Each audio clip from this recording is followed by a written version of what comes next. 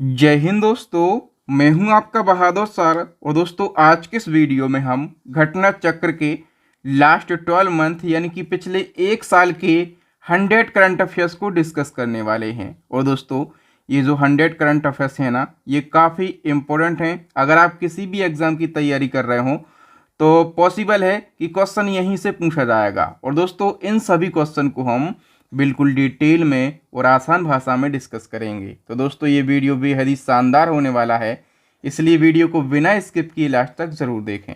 तो आइए दोस्तों, शुरुआत कर लेते हैं नंबर फर्स्ट क्वेश्चन से। नंबर फर्स्ट क्वेश्चन है, अभी हाल ही में अर्थशास्त्र के क्षेत्र में नोबेल पुरस्कार 2024 से किसे सम्मानित किया गया। दोस्तों, नोबेल पुरस्कार यहाँ से क्वेश्चन पूछा ही जाएगा। अभी आप लोग बताएं कि जो इकोनॉमी है, अर्थशास्त्र का नोबेल, ये किसको दिया गया। 3 जनों को ये नोबेल पुरस्कार दिया गया। किस किस को? एक हैं डारोन एसमोगलू, दूसरे हैं साइमन जॉनसन, तीसरे हैं जेम्स ए रॉबिन्सन। ठीक है, तो इन 3 जनों को अर्थशास्त्र का नोबेल पुरस्कार दिया गया 2024 में। ठीक है, हम डिटेल से समझ लेते हैं। 3 जनों को अर्थशास्त्र का नोबेल दिया गया। जो जेम्स ए रॉबिन्सन हैं, ये ब्रिटेन के हैं। साइमन जॉनसन कहाँ के हैं? ये ब्रिटिश अमेरिकी अर्थशास्त्री हैं। डोरेन एसमोगलू कहाँ के हैं? ये अमेरिका के अर्थशास्त्री हैं। ठीक है, अब इन तीनों को याद करने के लिए एक मैंने बिल्कुल आसान सी ट्रिक बताई है। आपको सोचना है कि जो लंकापति रावण है ना, रावण, उसका जो सन है, सन मतलब बेटा, ठीक है, वो क्या करता है? लंका में ऐश करता है। लंका का है कि ये सोने की है, वहां पर बहुत सारा धन है। तो रावण का सन लंका में क्या करता है? ऐश करता है। तो देखो, रावण से हमारा बन जाएगा रावण सन, सन से हमारा बन जाएगा जॉनसन, और एस करता से ही हमारा बन जाएगा एस मोगलू। तो ये 3 अर्थशास्त्री आपको याद हो जाएंगे जिनको अर्थशास्त्र का नोबेल पुरस्कार मिला है। ठीक है, तीनों के नाम आपको याद रखना है। 2024 में जितने भी नोबेल पुरस्कार दिए गए हैं, 6 क्षेत्रों में दिए जाते हैं ना, अर्थशास्त्र के हमने पढ़ लिए हैं। बाकी जो 5 और क्षेत्र हैं वो भी मैंने यहाँ पर लिख दिए हैं। शांति का नोबेल पुरस्कार मिला है, एक जापानी संगठन है हियोन निहोन हैदानिकियों के लिए। और जो साहित्य का नोबेल पुरस्कार है दोस्तों, एक साहित्यकार हैं, दक्षिण कोरियाई साहित्यकार, इनका नाम है हांगकांग। ठीक है, रसायन का जो नोबेल है, ये 3 जनों को मिला है। डेविड बेकर अमेरिका के हैं, डेमिस हसावेस ये ब्रिटेन के हैं, जॉन एम जम्पर ये अमेरिका के हैं। भौतिकी का नोबेल 2 जनों को मिला है, एक हैं जॉन हॉपफील्ड अमेरिका के, और दूसरे हैं जेफरी हिंटन ब्रिटेन के हैं।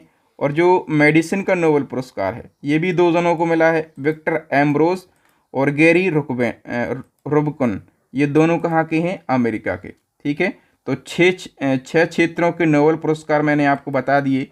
यहाँ से एक क्वेश्चन डन मानो हर एग्जाम में पूछा जाएगा। संपूर्ण भारत में 3 नए आपराधिक कानून लागू हुए थे। ठीक है, तो यहाँ से भी क्वेश्चन पूछा जाएगा। सबसे पहले आप बताओ कि जो 3 नए आपराधिक कानून हैं, ये कब लागू हुए थे? तो आप कह देना कि 1 जुलाई 2024 से 3 नए कानून लागू हुए हैं। 3 नए कानून लागू हो गए हैं। ठीक है, तो कौन से कानून लागू हुए हैं और किस कानून को रिप्लेस किया है, याद रखना। आईपीसी जो था, आईपीसी, इसका फुल फॉर्म है द इंडियन पेनल कोड, और इसको रिप्लेस करके नया कानून लाया गया है इसकी जगह पर वीएनएस। वीएनएस का फुल फॉर्म क्या है? भारतीय न्याय संहिता। ठीक है, और दूसरा था सीआरपीसी। सीआरपीसी मतलब क्रिमिनल प्रोसीजर कोड, और इसको रिप्लेस करके वीएनएसएस लाया गया। इसका मतलब भारतीय नागरिक सुरक्षा संहिता। एक है इंडियन एविडेंस एक्ट, इसको समाप्त करके लाया गया है भारतीय साक्ष्य अधिनियम। और दोस्तों, ये जो 3 कानून हैं, इनको सामूहिक रूप से भारतीय आपराधिक कानून संहिता के रूप में जाना जाता है। ठीक है, तो 3 नए आपराधिक कानून भी आपको याद रखना है। अब हम आगे बढ़ें। संघाई सहयोग संगठन यानी कि एससीओ का जो वार्षिक शिखर सम्मेलन है, ये कहाँ पर हुआ? करेक्ट आंसर हो जाएगा कजाकिस्तान के अस्ताना में इसका आयोजन किया गया। सी ऑप्शन करेक्ट आंसर हो जाएगा। ठीक है, आयोजन कजाकिस्तान की जो राजधानी है अस्ताना, यहाँ पर किया गया है। कजाकिस्तान के जो राष्ट्रपति थे, मतलब हैं अभी, कासिम जोमार्ट टोकायोव, इनने अध्यक्षता करी। 24वां संस्करण है। भारत की तरफ से कौन गए थे? विदेश मंत्री एस जयशंकर। ठीक है, और जो SCO का 23वां संस्करण था 2023 में, ये अपने देश भारत में हुआ था। और अभी जो 25वां संस्करण है 2025 का, ये कहाँ पर होगा? चाइना में होगा। ठीक है, ये SCO के सदस्य देश लिखे हैं यहाँ पर, तो इनको भी आप लोग याद रखेंगे। नेक्स्ट हमारा क्वेश्चन है, भारत में बनने वाले विश्व के सबसे बड़े संग्रहालय युगे युगीन भारत राष्ट्रीय संग्रहालय का निर्माण किस देश के सहयोग से किया जा रहा है? दोस्तों, जो भारत का सबसे बड़ा संग्रहालय बन रहा है युगे युगीन राष्ट्रीय संग्रहालय, ये कहाँ पर बन रहा है? तो दोस्तों नई दिल्ली में ये बन रहा है। कहाँ पर? नई दिल्ली में ये बन रहा है। और इसका मतलब निर्माण जो है फ्रांस देश के सहयोग से किया जा रहा है। ठीक है, सी ऑप्शन करेक्ट हो जाएगा। दोस्तों मैं आपको बार बार बोलता हूँ, यदि आपको डिटेल में करंट अफेयर्स पढ़ना है, टॉपिक वाइज करंट अफेयर्स पढ़ना है, तो हमारी करंट अफेयर्स की अपडेट ई बुक लॉन्च हो गई है। ठीक है, जिस मंथ आप इस ई बुक को परचेस करेंगे उस मंथ तक आपको अपडेट करंट ई बुक मिलेगी। दूसरी ई बुक हमारी स्टैटिक जीके की है, तीसरी ई बुक है साइंस की। तो इन सभी ई बुक को परचेस कर लीजिए। आपको यहाँ पर एक व्हाट्सअप नंबर दिख रहा होगा। ठीक है, कोई दिक्कत परेशानी समस्या आती है तो आप हमें इस नंबर पे कांटेक्ट कर सकते हैं। नेक्स्ट हमारा क्वेश्चन है, एआई के विकास को बढ़ावा देने के लिए ग्लोबल इंडिया एआई शिखर सम्मेलन 2024 कहाँ पर आयोजित हुआ है? करेक्ट आंसर हो जाएगा नई दिल्ली में इसका आयोजन किया गया है। नेक्स्ट क्वेश्चन, भारत मंगोलिया संयुक्त राष्ट्र सैन्य अभ्यास नोमैडिक एलिफेंट के 16वें संस्करण का आयोजन कहाँ पर हुआ है? तो करेक्ट आंसर हो जाएगा मेघालय के उमरोई में आयोजन हुआ है। संस्करण कौन सा है? 16वां संस्करण है। ठीक है, और ये भारत और मंगोलिया की सेना के बीच में आयोजित होता है। ब्रिटेन के नए प्रधानमंत्री बन गए। ब्रिटेन के नए प्रधानमंत्री का नाम क्या है? कीर स्टारमर। ठीक है, और इनने स्थान किसका लिया? तो जो भारतीय मूल के ऋषि सुनक है ना, ठीक है, ऋषि सुनक का इनने स्थान लिया, इसलिए ये महत्वपूर्ण हो जाता है। हाल ही में कौन सा देश यूरोपीय परिषद का अध्यक्ष बना है? यूरोपीय परिषद का अध्यक्ष दोस्तों कौन सा देश बना है? हंगरी। सी ऑप्शन करेक्ट हो जाएगा। ठीक है, ये जो यूरोपीय संघ है इसमें 27 देश हैं। ठीक है, और स्थापना 1993 में हुई थी। इसका मुख्यालय है बेल्जियम के ब्रसेल्स में, और इसके जो अध्यक्ष हैं वो कौन है? Ursula von der Leyen. Next है, मेजर ध्यानचंद खेल रत्न अवार्ड 2024 से कितने खिलाड़ियों को सम्मानित किया गया? ये मानो दोस्तों कि ये जो क्वेश्चन है ये 5 स्टार वाला क्वेश्चन है, ये पूछा जाएगा आपके एग्जाम में। तो मेजर ध्यानचंद खेल रत्न अवार्ड, जैसे कि आप लोग जानते हैं, ये देश का सर्वोच्च खेल सम्मान है, और 2024 में ये सम्मान 4 जनों को दिया गया है। जो 4 विजेता हैं दोस्तों वो कौन है? एक है मनु भाकर निशानेबाजी की, दूसरे हैं डी गुकेश, इनने तो पूरे देश का नाम रोशन कर दिया, शतरंज के खिलाड़ी हैं। हरमनप्रीत सिंह हॉकी के खिलाड़ी हैं। प्रवीण कुमार ये पैरा एथलीट हैं। इन 4 जनों को मेजर ध्यानचंद खेल रत्न सम्मान दिया गया है, और ये देश का सर्वोच्च सम्मान है, सर्वोच्च खेल सम्मान है। जब इसकी स्थापना हुई थी 1991 में, तब इसको राजीव गांधी खेल रत्न पुरस्कार के नाम से जाना जाता था। लेकिन फिर क्या हुआ, 2021 में सरकार ने इसका नाम बदला और मेजर ध्यानचंद खेल रत्न पुरस्कार कर दिया। इसमें 25 लाख रुपए की राशि दी जाती है, और एक पदक और एक प्रमाण पत्र दिया जाता है। पहले विजेता थे विश्वनाथ आनंद, ये भी शतरंज के खिलाड़ी हैं। ठीक है, नेक्स्ट क्वेश्चन है, अभी पहला खो खो वर्ल्ड कप हुआ है 2025 में। पहला खो खो वर्ल्ड कप का खिताब किस देश की महिला टीम ने जीत लिया? पहली बार ये वर्ल्ड कप हुआ खो खो का। ठीक है, और इसमें अपने देश की महिला और पुरुष दोनों टीमों ने ये खिताब अपने नाम कर लिया है। याद रखना, ये काफ़ी महत्वपूर्ण क्वेश्चन है, इसलिए सारे फैक्टों को हम जान लेते हैं। खो खो वर्ल्ड कप का पहला संस्करण है, पहली बार खेला गया है। भारतीय खो खो टीम ने जो है महिला और पुरुष दोनों कैटेगरी में ये वर्ल्ड कप अपने नाम कर लिया है। नेपाल की महिला और पुरुष दोनों टीमें जो हैं ये उपविजेता रही हैं। आयोजन हुआ इस वर्ल्ड कप का नई दिल्ली के इंदिरा गांधी इंडोर स्टेडियम में, और इसका आयोजन किया है भारतीय खो खो महासंघ और अंतर्राष्ट्रीय खो खो महासंघ ने। उद्घाटन किया था जगदीप धनखड़ जो कि उपराष्ट्रपति हैं, और पहला खो खो वर्ल्ड कप जो हुआ इसके ब्रांड एम्बेसडर बनाए गए Salman Khan. Kho kho federation of India के अध्यक्ष कौन है? तो सुधांशु मित्तल हैं। ये सारी बातें आपको याद रखना है, यहाँ से डन मानो क्वेश्चन एग्जाम में 100% बनेंगे। दिसंबर 2024 में सबसे कम उम्र के विश्व शतरंज चैंपियन कौन बने?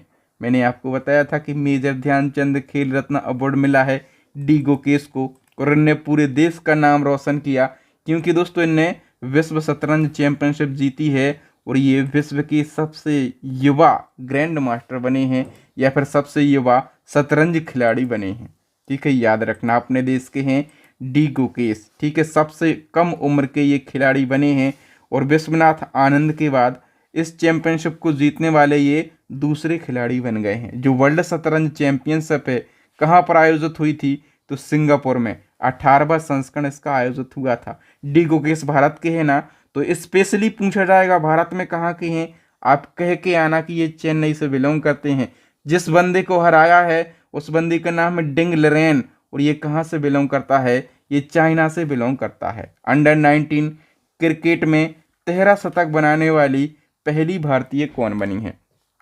तो करेक्ट आंसर हो जाएगा दोस्तों, ये बनी है इरा जाधव। बी ऑप्शन करेक्ट हो जाएगा। आईसीसी पुरुष टी20 वर्ल्ड कप 2024 का खिताब किस टीम ने जीता? आईसीसी पुरुष टी20 वर्ल्ड कप और इसका खिताब जीता अपने देश भारत ने। भारत ने साउथ अफ्रीका को हराया था। याद है किस किस को? क्रिकेट प्रेमियों को तो याद होगा, साउथ अफ्रीका को 7 रनों से हराया था भारत ने।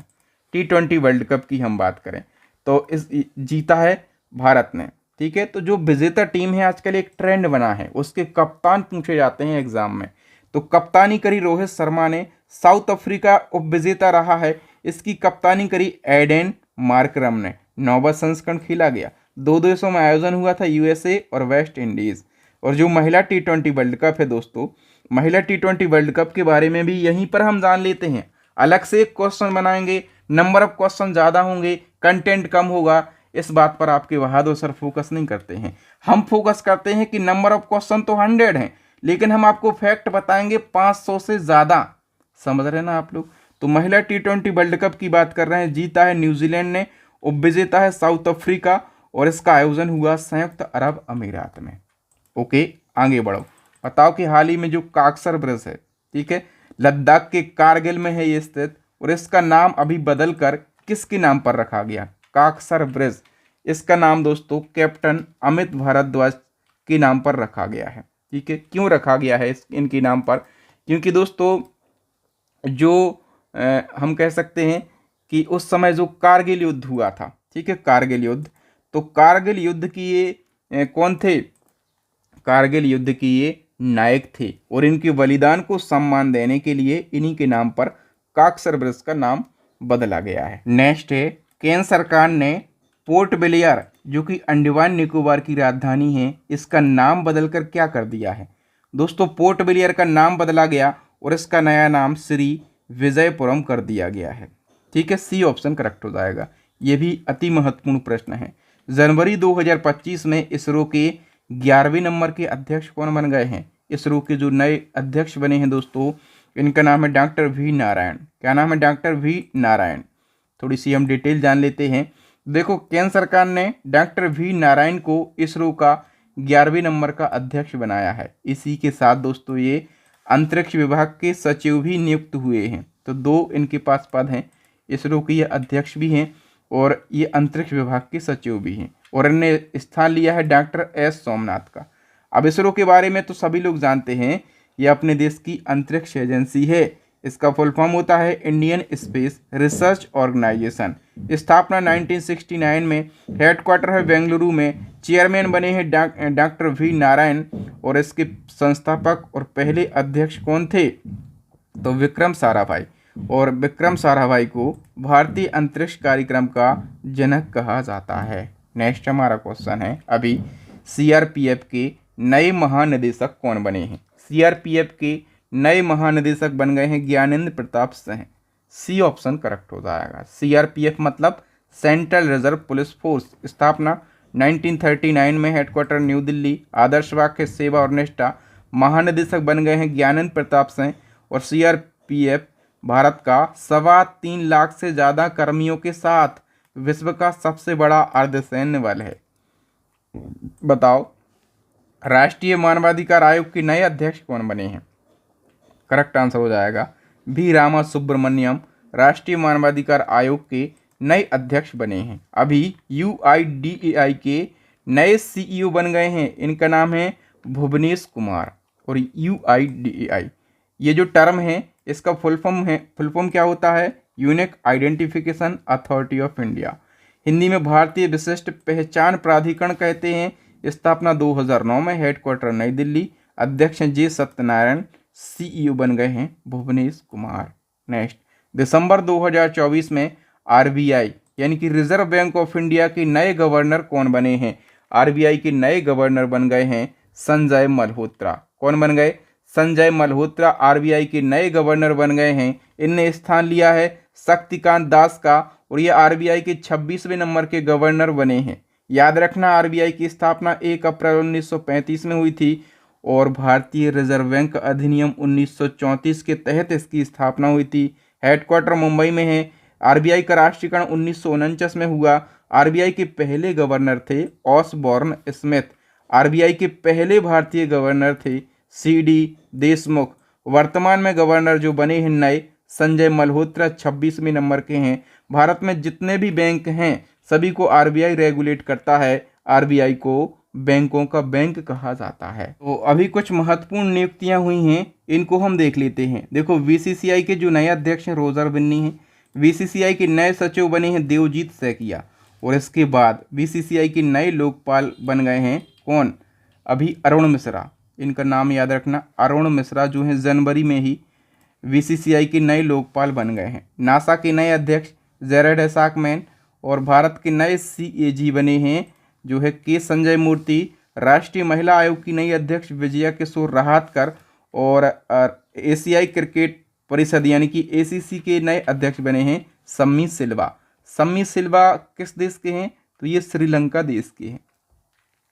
नेक्स्ट क्वेश्चन, हाल ही में भारत के पूर्व PM मनमोहन सिंह जी का निधन हो गया है। इनको किस वर्ष पद्म विभूषण पुरस्कार से सम्मानित किया गया? मनमोहन सिंह जी काफ़ी फेमस पर्सनालिटी थे अपने देश के और इनको पद्म विभूषण दिया गया था 1987 में। मनमोहन सिंह जी के बारे में एक फैक्ट तो डन मानो आपके एग्जाम में पूछा जाएगा। निधन हुआ 26 दिसंबर को। भारत के पूर्व PM थे तो कौन से नंबर के थे? ये 13वें नंबर के, 92 वर्ष की आयु में। और दिल्ली की एम्स अस्पताल में इनका निधन हो गया है। ये फेमस अर्थशास्त्री थे तो इनको उदारीकरण का जनक कहा जाता है। इनकी आत्मकथा का नाम है चेंजिंग इंडिया। इनका जन्म हुआ था 26 सितंबर 1932 को ब्रिटिश भारत के पंजाब प्रांत में। इनको वर्ष 1987 में पद्म विभूषण से नवाजा गया और ये भारत के प्रधानमंत्री रहे 2004 से 2014 तक और ये भारत के 13वें नंबर के प्रधानमंत्री रहे। वित्त मंत्री भी रहे 1991 से 96 तक। भारत सरकार के मुख्य आर्थिक सलाहकार भी रहते हैं 1972 से 1976 तक। RBI के गवर्नर रहते हैं कब से कब तक? 82 से 85 तक। योजना आयोग के उपाध्यक्ष भी रहते हैं 85 से 87 तक। तो मनमोहन सिंह जी के बारे में ये सारी बातें याद रखना। अभी 34वां व्यास सम्मान दिया गया है। 34वां व्यास सम्मान किसको दिया गया? करेक्ट आंसर हो जाएगा दोस्तों, ये दिया गया है सूर्यबाला के लिए। ठीक है, और सूर्यबाला की एक किताब है, एक उपन्यास है, कौन देश को वासी, वेणु की डायरी। इस उपन्यास के लिए इनको 34वां व्यास सम्मान दिया गया। उत्तर प्रदेश की ये हिंदी लेखिका हैं। ठीक है, इससे पहले 33वां व्यास सम्मान पुष्पा भारती को दिया गया था। व्यास सम्मान दिया जाता है के बिरला फाउंडेशन के द्वारा 1991 से। ठीक है, पहला व्यास सम्मान दिया गया था रामविलास शर्मा के लिए। नेक्स्ट, टाइम पत्रिका ने किसको 2024 का पर्सन ऑफ द ईयर चुना है?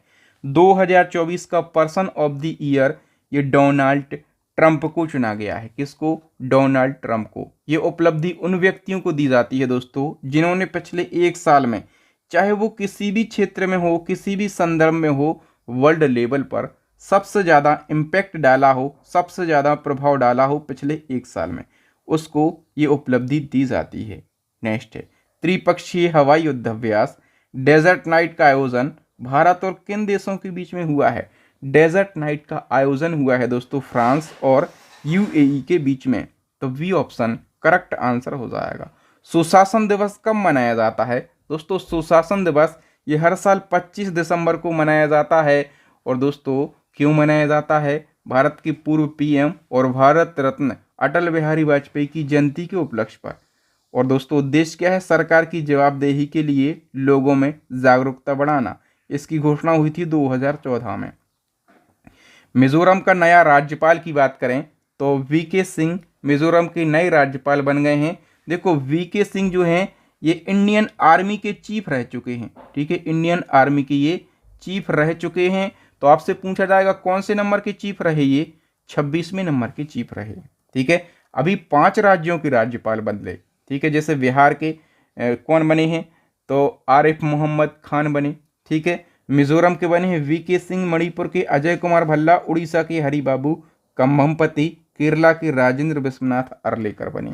नेक्स्ट क्वेश्चन है, हाल ही में प्रसिद्ध तबला वादक जाकिर हुसैन का निधन हो गया है। इन्हें किस पद्म पुरस्कार से सम्मानित किया गया? जाकिर हुसैन प्रसिद्ध तबला वादक थे। इनको तीनों पद्म पुरस्कार मिले हैं, पद्मश्री, पद्म भूषण और Padma Vibhushan. D option correct हो जाएगा। उपर्युक्त सभी पुरस्कार इनको मिल चुके हैं। जो जाकिर हुसैन है प्रसिद्ध तबला वादक थे। इनने शास्त्रीय संगीत में भारत को एक अलग ही पहचान दिलाई है और 16 दिसंबर को सैन फ्रांसिस्को में 73 वर्ष की आयु में इनका निधन हो गया। जन्म हुआ था मुंबई में। इनके पिताजी जो हैं उनका नाम है अल्लाह रखा खां और इनके पिताजी ये भी प्रसिद्ध तबला वादक थे। इनको पद्म विभूषण 2023 में, पद्म भूषण 2002 में, पद्मश्री 1988 में। और दोस्तों इन्होंने विश्व संगीत में अग्रणी काम किया, इसलिए इनको 4 बार ग्रैमी पुरस्कार से भी नवाजा गया। तो जाकिर हुसैन के बारे में ये सारी बातें याद रखना। किस देश ने पीएम नरेंद्र मोदी को अपना सर्वोच्च सम्मान ऑर्डर ऑफ मुबारक अल कबीर दिया है? तो दोस्तों ये जो सर्वोच्च सम्मान है किस देश का है? कुवैत का। और ये किसको दिया गया है? पीएम नरेंद्र मोदी जी को दिया गया। ग्लोबल टीबी रिपोर्ट 2024 के अनुसार भारत में 2015 से 2023 तक क्षय रोग की घटनाओं में कितने प्रतिशत की गिरावट आई है? तो दोस्तों भारत में 2015 से 2023 तक क्षय रोग की गिरावट में कितनी कमी आई है? 17.7% की कमी आई है। याद रखना ये आंकड़ा। नेक्स्ट, पुरुष हॉकी जूनियर एशिया कप 2024 का खिताब किस देश की टीम ने जीता है? तो ये खिताब जीता है भारत ने। लगातार तीसरी बार ये खिताब जीता है भारत ने। इसका आयोजन किया गया मस्कट में, ओमान के मस्कट में। 5वां संस्करण खेला गया, जीता भारत ने है। और उपविजेता कौन रहा है? पाकिस्तान जो है ये उपविजेता रहा है। नेक्स्ट क्वेश्चन है, स्वास्थ्य परिवार कल्याण मंत्रालय के आंकड़ों के अनुसार देश में लिंगानुपात 918 से बढ़कर कितना हो गया है? करेक्ट आंसर हो जाएगा 930। नेक्स्ट क्वेश्चन है, 67वें ग्रैमी अवार्ड 2025 में भारतीय मूल की किस संगीतकार ने सर्वश्रेष्ठ चेंट एल्बम का अवार्ड जीता है? अभी 67वें ग्रैमी अवार्ड वितरित किए गए हैं। ग्रैमी अवार्ड क्या है? तो ग्रैमी अवार्ड संगीत में दिया जाता है, अमेरिका देश के द्वारा दिया जाता है।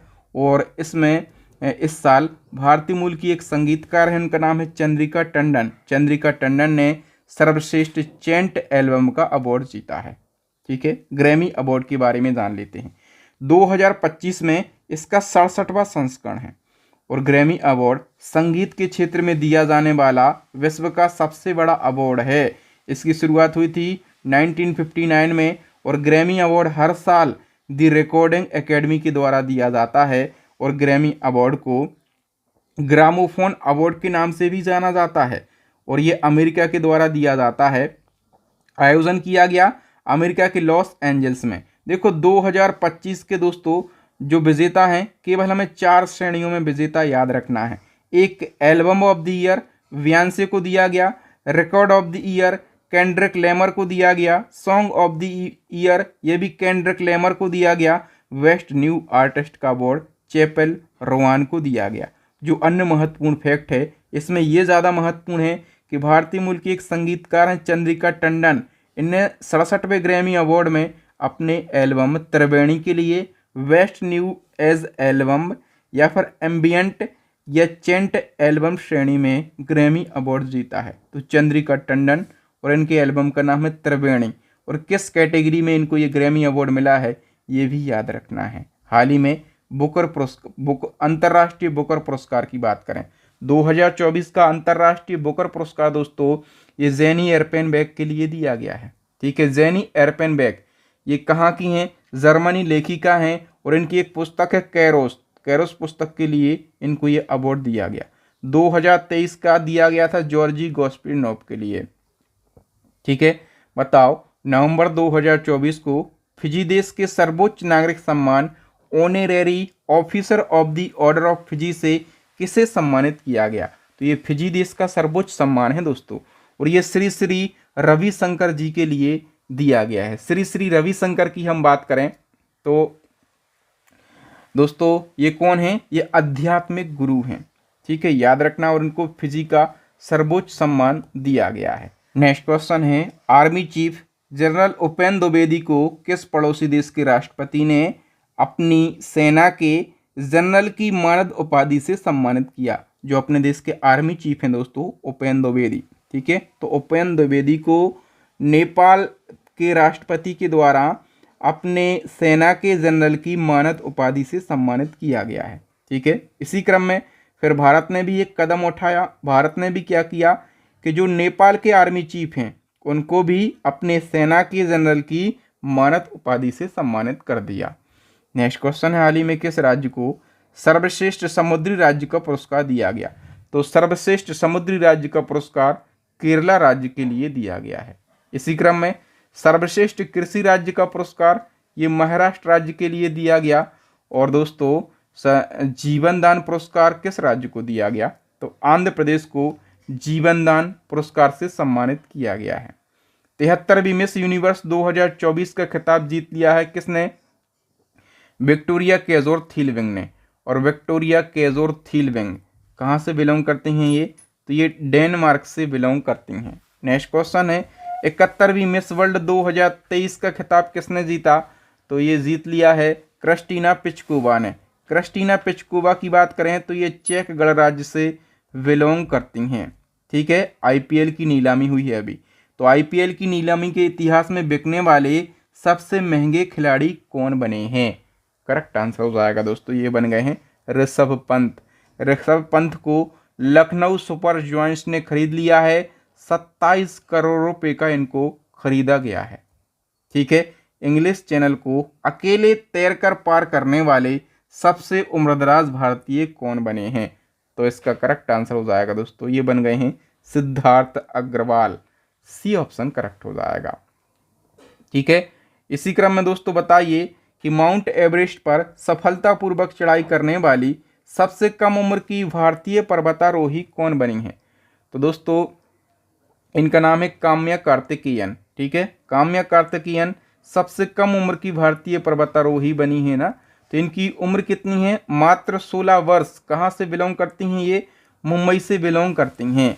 माउंट एवरेस्ट पर 30 बार चढ़ाई करने वाले विश्व के पहले व्यक्ति कौन बने? माउंट एवरेस्ट को सबसे ज़्यादा 30 बार फतेह करने वाले जो पहले व्यक्ति हैं दोस्तों ये कामी रीता शेरपा बन गए हैं। कामी रीता शेरपा नेपाल से बिलोंग करते हैं और इनने अपने ही पुराने रिकॉर्ड को तोड़ा है। 29 बार चढ़ने का रिकॉर्ड भी इन्हीं के नाम पर था और अब 30 बार चढ़ने का रिकॉर्ड इनने बना लिया। हाल ही में संघ लोक सेवा आयोग यानी कि यूपीएससी का नया अध्यक्ष किसको बनाया गया है? प्रीति सूदन के लिए बनाया गया और इनने मनोज सोनी का स्थान लिया है। टाइम पत्रिका की 2024 की एआई में 100 सबसे प्रभावशाली लोगों की सूची में भारत के किस कैबिनेट मंत्री को शामिल किया गया? तो एआई में दोस्तों जो 100 सबसे प्रभावशाली लोगों की सूची है इसमें भारत के जो अश्वनी वैष्णव हैं, ठीक है, जो कि रेल मंत्री हैं, इसके साथ में इसके अलावा रेल मंत्रालय के अलावा इनके पास आईटी मिनिस्ट्री भी है। ठीक है, याद रखना। नेक्स्ट है, अंतरिक्ष में जाने वाले पहले भारतीय टूरिस्ट कौन बने? तो अंतरिक्ष में जाने वाले पहले भारतीय टूरिस्ट बने हैं गोपी थोटाकुरा। सी ऑप्शन करेक्ट हो जाएगा। अंतरिक्ष में जाने वाले सबसे उम्रदराज व्यक्ति कौन हैं? जिन्होंने 90 वर्ष की उम्र में अंतरिक्ष की यात्रा की। सबसे उम्रदराज व्यक्ति हैं दोस्तों एड ड्वाइट। ठीक है, कहाँ के हैं ये? तो ये अमेरिकी अंतरिक्ष यात्री हैं। 90 वर्ष इनकी उम्र है। भारतीय तटरक्षक बल के 26वें महानिदेशक कौन बने हैं? तो करेक्ट आंसर हो जाएगा Paramesh Sivamani. A option correct हो जाएगा। सशस्त्र बल चिकित्सा सेवा की पहली महिला महानिदेशक बन गई हैं आरती सरीन। बी ऑप्शन करेक्ट हो जाएगा। Dada Saheb Phalke life time achievement पुरस्कार 2024 से किसे सम्मानित किया गया? तो ये सम्मान अभिनेता मिथुन चक्रवर्ती जी के लिए दिया गया है। लता मंगेशकर दीननाथ पुरस्कार 2024 से कितने जनों को सम्मानित किया गया? 2 जनों को यह सम्मान दिया गया है, रणदीप हुड्डा और Amitabh Bachchan. D option correct हो जाएगा। बताओ भारतीय नौसेना की पहली महिला हेलीकॉप्टर पायलट कौन बनी है? तो इनका नाम है Anamika B Rajeev. Claudia Sheinbaum किस देश की पहली महिला राष्ट्रपति बनी है? तो ये मैक्सिको की पहली महिला राष्ट्रपति बनी हैं। पहले भारतीय का नाम बताओ जो कि बिम्स्टेक के महासचिव बने। तो बिम्स्टेक के महासचिव बनने वाले पहले भारतीय का नाम है इंद्रमणि पांडे। महात्मा गांधी नेतृत्व पुरस्कार 2024 किसे दिया गया है? तो ये पुरस्कार दारा सिंह खुराना के लिए दिया गया है। हाल ही में किस राज्य ने राष्ट्रीय ऊर्जा संरक्षण पुरस्कार 2024 में पहला स्थान हासिल किया? तो ये त्रिपुरा राज्य ने किया है। फ्रांकोइस बायरू किस देश के प्रधानमंत्री बने हैं? तो दोस्तों ये जो हैं फ्रांकोइस बायरू, देखो फ्रांको मतलब फ्रांस है ना, तो ये फ्रांस के प्रधानमंत्री बन गए हैं। किस भारतवंशी कलाकार को ब्रिटेन के प्रतिष्ठित टर्नर पुरस्कार 2024 से नवाजा गया? तो ब्रिटेन का प्रतिष्ठित टर्नर पुरस्कार ये जसलीन कौर को दिया गया। ठीक है, ये भारतवंशी कलाकार हैं, तो इनका नाम आपको जरूर याद रखना। किस महापुरुष की पुण्यतिथि 6 दिसंबर को महापरिनिर्वाण दिवस के रूप में मनाया गया? तो महापरिनिर्वाण दिवस किस महापुरुष की पुण्यतिथि को मनाया जाता है? करेक्ट आंसर हो जाएगा B R Ambedkar. B option correct answer हो जाएगा। बताइए हाल ही में किस अभिनेता को थाईलैंड टूरिज्म का ब्रांड एम्बेसडर बनाया गया? थाईलैंड टूरिज्म के ब्रांड एम्बेसडर सोनू सूद बनाए गए हैं। हाल ही में कर्नाटक राज्य सरकार ने अपने किस जिले का नाम बदलकर बेंगलुरु दक्षिण कर लिया है? तो रामनगर जिला है। ठीक है, इसका नाम बदलकर बेंगलुरु दक्षिण कर लिया है। पीएम मोदी ने केन बेतवा नदी जोड़ो राष्ट्रीय परियोजना के तहत किस बांध के निर्माण की आधारशिला रखी है? करेक्ट आंसर हो जाएगा ऑप्शन ए दोधन बांध की। तो पीएम मोदी ने 25 दिसंबर को केन बेतवा नदी जोड़ो राष्ट्रीय परियोजना को शुरू किया और इसी दौरान मोदी जी ने दोधन बांध की भी आधारशिला रखी है। और दोस्तों ये जो परियोजना है ये भारत का पहला रिवर इंटरलिंकिंग प्रोजेक्ट है। लंबाई 221 किलोमीटर है, बनने में समय 8 साल का लगेगा। इससे मध्य प्रदेश और उत्तर प्रदेश 2 राज्य लाभान्वित होंगे। बालिका शिक्षा को बढ़ावा देने के उद्देश्य से किस राज्य सरकार ने नमो सरस्वती योजना शुरू करी है? नमो सरस्वती योजना ये शुरू करी है गुजरात राज्य ने। उद्देश्य क्या है? बालिका शिक्षा को बढ़ावा देना। किस कृत्रिम बुद्धिमत्ता यानी कि किस एआई एंकर को ग्लोबल मीडिया अवार्ड 2024 से सम्मानित किया गया? तो दोस्तों ये सम्मान दिया गया है साना नाम की एआई एंकर के लिए। और ये जो एंकर है साना नाम की एआई एंकर, इसको इंडिया टुडे के द्वारा डेवलप किया गया है, इंडिया टुडे के द्वारा। नेक्स्ट क्वेश्चन, 2024 में कितने लोगों को देश के सर्वोच्च सम्मान भारत रत्न से सम्मानित किया गया? तो 2024 में 5 जनों को भारत रत्न से सम्मानित किया गया।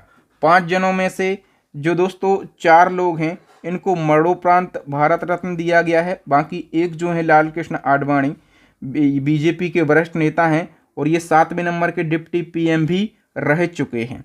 ठीक है, बाकी के जो 4 लोग हैं पूर्व पीएम चौधरी चरण सिंह, पूर्व पीएम पीवी नरसिम्हा राव, एक वैज्ञानिक हैं एमएस स्वामीनाथन, भारत में हरित क्रांति के जनक ये कहलाते हैं, और ये कर्पूरी ठाकुर हैं, बिहार के पूर्व सीएम हैं।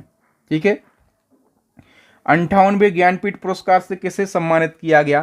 तो 58वां ज्ञानपीठ पुरस्कार जो है ये 2 जनों को दिया गया है, उर्दू कवि गुलजार साहब और संस्कृत विद्वान हैं जगत गुरु रामभद्राचार्य। तो डी ऑप्शन करेक्ट आंसर हो जाएगा। आईसीसी अंडर 19 महिला T20 वर्ल्ड कप 2025 का खिताब किस देश ने जीता है? तो करेक्ट आंसर हो जाएगा ये खिताब जीत लिया है अपने प्यारे देश भारत ने। ICC under 19 T20 world cup काफ़ी महत्वपूर्ण है। आयोजन कहाँ पर हुआ? मलेशिया में। दूसरा संस्करण खेला गया। जो पहला संस्करण है वो भी भारत ने जीता था, दूसरा भी भारत ने जीत लिया है, तो अभी भारत विजेता है। तो कप्तानी किसने करी? निक्की प्रसाद ने। और विजेता साउथ अफ्रीका है, कायला रोनिकी ने कप्तानी करी। Player of the tournament Gongadi Trisha को बनाया गया। इनने सबसे ज़्यादा 309 रन बनाए हैं। और दोस्तों प्लेयर ऑफ द मैच किसको दिया गया फाइनल का? गोंगडी त्रिसा को। गोंगडी त्रिसा से याद रखना, ये आईसीसी महिला अंडर 19 T20 में सब शतक लगाने वाली पहली भारतीय महिला हैं। और दोस्तों जो next under 19 T20 world cup होगा महिलाओं का 2027 में, तीसरा संस्करण होगा। ठीक है, कहाँ पर होगा? बांग्लादेश और नेपाल इसकी मेज़बानी करेंगे। नेक्स्ट है ऑस्ट्रेलियन ओपन 2025 में पुरुष एकल का खिताब, ये किसने जीत लिया है? तो ये जेनिक सिनर ने जीत लिया है। ऑस्ट्रेलियन ओपन की हम बात करें दोस्तों, तो देखो पुरुष एकल जेनिक सिनर इटली के हैं, महिला एकल मेडिसन कीज यूएसए की हैं, पुरुष डबल हेली ओवारा फिनलैंड और हेनरी पैटन ब्रिटेन के हैं, महिला डबल कतेरिना सिनियाकोवा चेक गणराज्य और टेलर टाउनसेंड ये अमेरिका के हैं। नेक्स्ट क्वेश्चन है 2025 में कुल कितने लोगों को पद्म पुरस्कार प्रदान किए गए? तो देखो दोस्तों पद्म पुरस्कार 2025 में 139 लोगों को दिए गए हैं। ठीक है, अब देखो पद्म पुरस्कार भी 3 कैटेगरी में दिए जाते हैं। एक है पद्म विभूषण, ये 7 लोगों को दिया गया। फिर है पद्म भूषण, ये 19 लोगों को दिया गया। और पद्म श्री 113 लोगों को दिए गए हैं। ठीक है, तो फिर आपसे पूछेगा कि पद्म विभूषण कितने लोगों को दिया गया? तो मैं आपको बता चुका हूं कि पद्म विभूषण जो है ये 7 लोगों को दिया गया है। वो 7 लोग कौन कौन हैं दोस्तों? तो उनके नाम, किस क्षेत्र में दिया गया और वो किस राज्य से बिलोंग करते हैं। ठीक है, एक बार आप इसको पॉज करके इसका क्विक रिवीजन कर सकते हैं।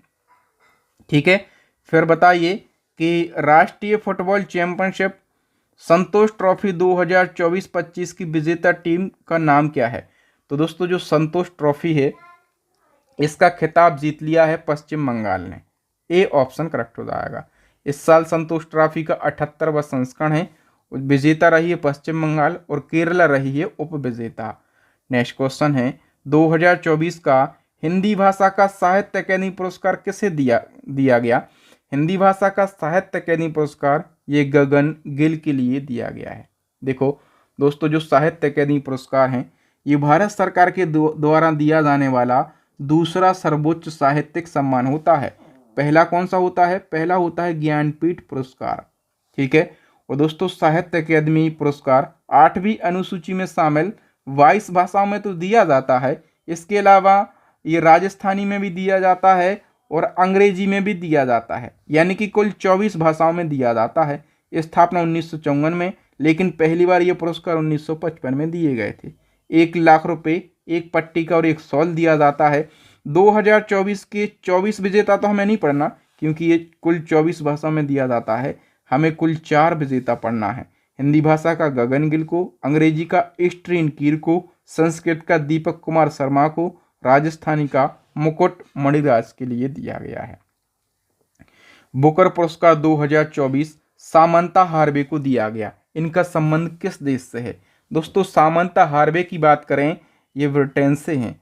ठीक है, याद रखना बुकर पुरस्कार 2024 के बारे में। ठीक है, और इनका एक उपन्यास है, उपन्यास का नाम है आर्बिटल। तो इस उपन्यास के लिए इनको ये सम्मान दिया गया है। कौन सा मंत्रालय बजट तैयार करता है? बजट की बात करें दोस्तों, अभी बजट पेश किया है निर्मला सीतारमण जी ने।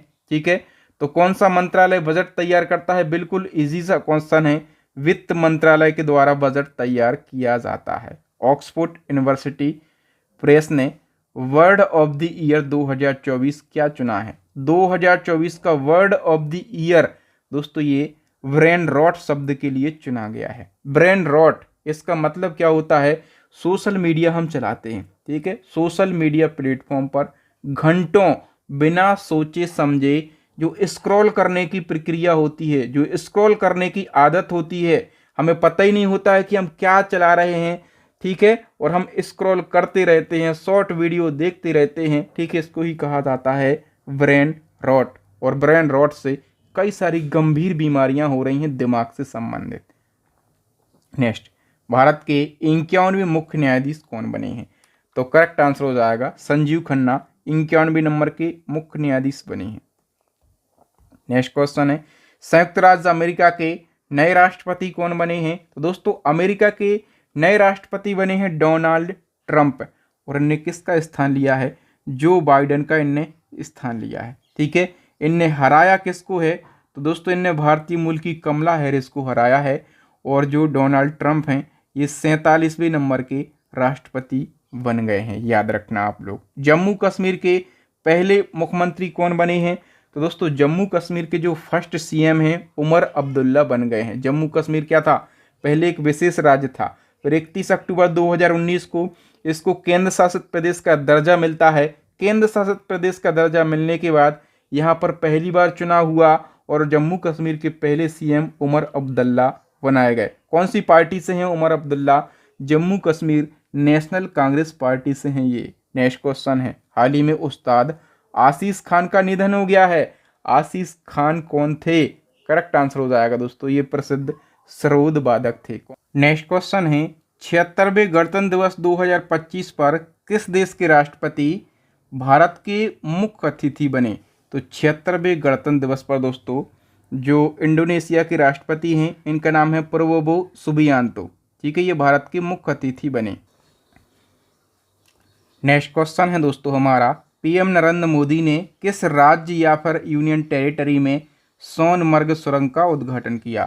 तो दोस्तों सोनमर्ग सुरंग का उद्घाटन पीएम नरेंद्र मोदी जी ने जम्मू कश्मीर में किया है। हम डिटेल से समझेंगे। पीएम मोदी जी ने जनवरी 2025 को जम्मू कश्मीर के गंदेरबल जिले के गगनगीर में जेड मोड सुरंग या फिर सोनमर्ग सुरंग का उद्घाटन किया। ये जो सुरंग है ये श्रीनगर लेह राष्ट्रीय राजमार्ग पर बनाई गई है, जो कि गगनगीर को सोनमर्ग से जोड़ती है। सुरंग की लंबाई है 6.5 किलोमीटर। नेक्स्ट क्वेश्चन है, महाकुंभ मेला 2025 का आयोजन कहाँ पर किया जा रहा है? तो पूरे 144 वर्षों के बाद ये संयोग बना है और 2024 में महाकुंभ मेला प्रयागराज में आयोजित हो रहा है। ठीक है, ग्लोबल फायर पावर इंडेक्स 2025 में किस देश ने टॉप रैंक हासिल करी है? तो देखो जो ग्लोबल फायर पावर इंडेक्स है ये क्या दर्शाता है? ये दर्शाता है कि कौन सी देश की सेना कितनी ताकतवर है। ठीक है, तो कौन सा देश टॉप पर रहा? अमेरिका इसमें टॉप पर रहा है। रूस जो है, रूस ये दूसरे स्थान पर है, फिर चाइना तीसरे स्थान पर है, फिर भारत सैन्य ताकत के हिसाब से चौथे स्थान पर है। नेक्स्ट क्वेश्चन है, यूसीसी यानी कि यूनिफॉर्म सिविल कोड लागू करने वाला आजाद भारत का पहला राज्य कौन सा बन गया? करेक्ट आंसर हो जाएगा ऑप्शन ए उत्तराखंड। विश्व प्रेस स्वतंत्रता सूचकांक 2024 में भारत कौन से स्थान पर रहा है? करेक्ट आंसर हो जाएगा दोस्तों इसमें अपना भारत देश जो है ये 159वें स्थान पर रहा है। ठीक है, हम बात करें ये इंडेक्स कौन जारी करता है? Reporters without border. ठीक है, और भारत मीडिया की स्वतंत्रता के मामले में 159वें स्थान पर रहा है। अंतिम स्थान पर इरिट्रिया यानी कि 180वें स्थान पर रहा। टॉप 3 देशों में नॉर्वे फर्स्ट पर, डेनमार्क सेकंड पर और स्वीडन थर्ड स्थान पर रहा है। ठीक है, नेक्स्ट क्वेश्चन है, वर्ल्ड हैप्पीनेस इंडेक्स 2024 के अनुसार खुशहाल देशों में भारत की रैंकिंग क्या है? तो वर्ल्ड हैप्पीनेस इंडेक्स की हम बात कर लेते हैं। इसमें अपना भारत देश जो है ये कौन से स्थान पर है? तो 126वें स्थान पर है। ठीक है, वर्ल्ड हैप्पीनेस इंडेक्स किसके द्वारा जारी किया जाता है? यूनाइटेड नेशन के सस्टेनेबल डेवलपमेंट सॉल्यूशन नेटवर्क के द्वारा। 143 देशों में भारत 126वें स्थान पर रहा है। पिछले साल भी 126वें स्थान पर थे और फिनलैंड लगातार 7वीं बार दुनिया का सबसे खुशहाल देश बना और आखिरी पायदान पर है अफगानिस्तान। टॉप 4 देशों में फिनलैंड नंबर 1 पर, डेनमार्क नंबर 2 पर, आइसलैंड नंबर 3 पर और स्वीडन नंबर 4 पर रहा है। नेक्स्ट क्वेश्चन, भारत का पहला डॉल्फिन रिसर्च सेंटर कहाँ पर खोला गया? तो भारत का पहला डॉल्फिन रिसर्च सेंटर ये पटना में खोला गया है। नेक्स्ट है, देश के सबसे लंबे केबल ब्रिज का नाम क्या है जिसका उद्घाटन पीएम नरेंद्र मोदी जी ने किया? तो देखो, देश के सबसे लंबे केबल ब्रिज का नाम, इसका नाम रखा गया है दोस्तों सुदर्शन सेतु। क्या? सुदर्शन सेतु। सी ऑप्शन करेक्ट हो जाएगा। और दोस्तों पीएम नरेंद्र मोदी जी ने गुजरात में अरब सागर के ऊपर देश के सबसे लंबे केबल ब्रिज का उद्घाटन किया। इसका नाम है सुदर्शन सेतु। और दोस्तों इस ब्रिज की लंबाई है 2.35 किलोमीटर और ये ब्रिज जो है ये ओखा और बेट द्वारका के बीच में बनाया गया है। इसी क्रम में दोस्तों देश के सबसे लंबे समुद्री पुल का नाम क्या है जिसका उद्घाटन पीएम नरेंद्र मोदी जी ने किया?